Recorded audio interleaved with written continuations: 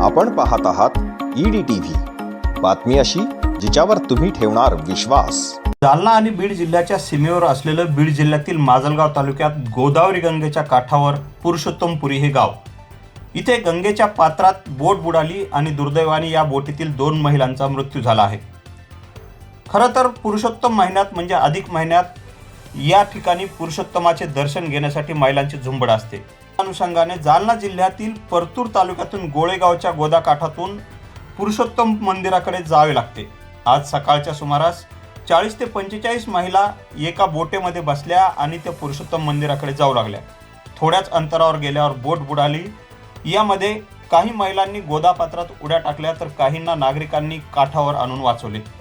दरम्यान या दुर्दैवी घटनेमध्ये बुलढाणा जिल्ह्यातील सिंदखेड राजा तालुक्यात असलेल्या कुंभेफळ येथील कांता ज्ञानदेव आंधळे, लोणार तालुक्यातील चोरपांगरा येथील प्रतिमा शेषराव राठोड यांचा मृत्यू झाला आहे।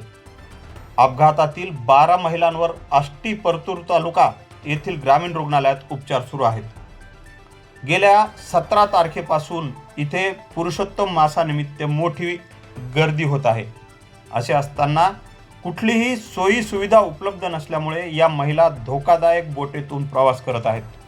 त्याचाच कदाचित हा दुष्परिणाम झाला असावा। जालना जिल्ह्यातील प्रशासनाने तातडीने पावले उचलत जखमींना वेगवेगळ्या ठिकाणी हलवत त्यांच्यावर उपचार सुरू केले आहेत। Dilip Pohanerkar, EDTV news, Jalna.